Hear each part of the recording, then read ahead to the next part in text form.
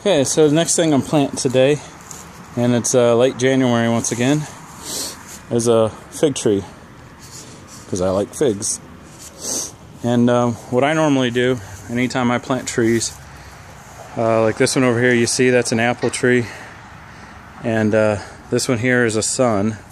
He's not a tree. This one over here is some sort of a, I believe it's some sort of oak species of a tree. Not positive on that. I got one more over here that I forget the species on that one. You know, those two were actually given to me.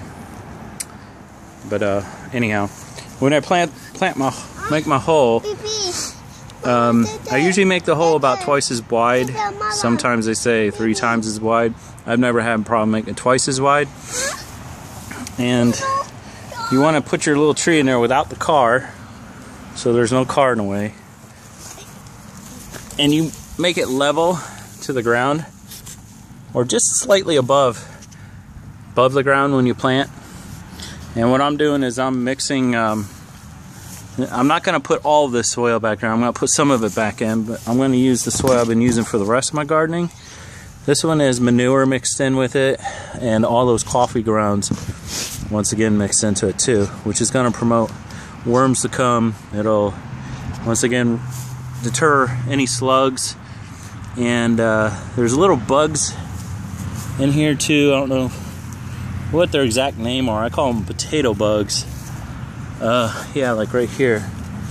I call them potato bugs because when we had a garden up north, these bugs would actually eat the tomato or potatoes, which you don't want these in your garden at all. They sell chemicals and stuff that you can put in, but I don't like putting chemicals in. There's usually remedies you can do that'll stop these guys from coming around, but they seem to be in the soil everywhere. So this is going to be a fig tree. It'll end up being like these over here. That apple tree right here, I just planted last year. And when I planted it, the base of it was only this thick. It's only been a year, and the base is 3 times that thick. But that's from properly planting in the right depth, packing the soil down properly too, so you don't have too much air pockets in there. So it found a really good root base. And this actually survived the freeze that we had, the ice freeze. The whole tree was bent over during that ice freeze.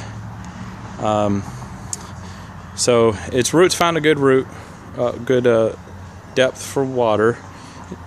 It's not competing with this tree's roots, and if it is, I really don't care, because then this year I'm going to actually cut this guy down.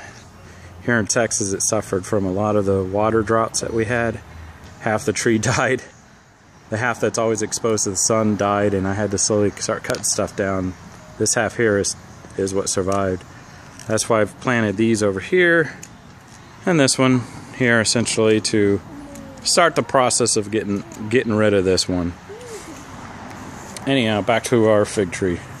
So this is what it ended up looking like. I'm going to pause it and I'll show you what the end result looks like. After the hole's been dug, I'm going to put some water in there.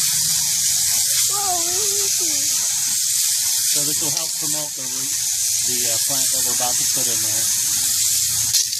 So that'll be enough to get it started. And then since I already know I have the right depth, I don't need to add too much to the bottom of this one. But you're going to want to put some of your mulch, starter mulch, down there.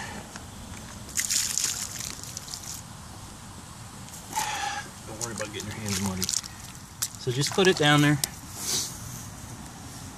Then we're going to take our tree out. What you do is just roll it on its side. Roll it, and it should start pulling out. It's got a really good root base too. All this stuff down here is like a fertilizer they put in there, which is good. And we'll set it down in here. What I like to do too is make sure when I'm planting it that it's not off on a weird angle. So sort of level it. Does that look level right there? Does that look Level there? Okay. So that's a good level, and then I'll start adding in. You want to help Daddy add in the dirt? Okay. Here, let me knock it down. Just put it all in there. And you start filling it up. Mama. Put it in. Okay. Yeah, put it all in there.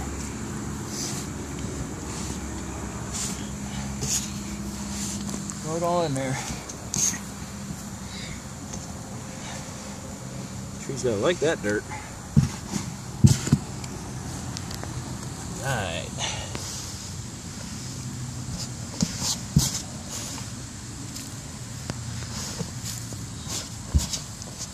Getting in the hole over there, Luke? Okay, so that looks good there. That's enough. Now, Mama. once again, Apple. packing it down is the key. You want to get rid of those air pockets.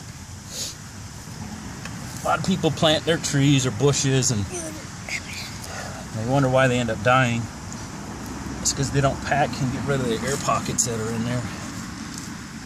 And they don't pay attention to the level when they actually plant it. You either plant it too low and not level with the ground, or slightly above the ground is good. And when they plant too low, you're smothering the base of the tree. You want the base of this tree to be right above or right at ground level. I like putting it just a little bit above ground level. So we'll pack that down in. I know I said I was going to use some of this dirt that I extracted, but I ended up having plenty enough mulch dirt with fertilizer in it. And then what I'll do is I'll end up taking some mulch and putting bricks around here on the outside. I have my bricks come out to about here, and mulch will all be in here. Just regular mulch, nothing fancy. And start watering it. And you can also put in root stimulators, help stimulate the roots. They're like a fertilizer. But right now the roots aren't going to do anything for at least another year and a half to start establishing very well enough. Once it establishes, they'll be out past this point here. So I won't worry about doing anything beyond that. Alright, and the last thing you're going to do is water the top. So you want the water to soak from the top down so the top of the roots can suck up that water as well.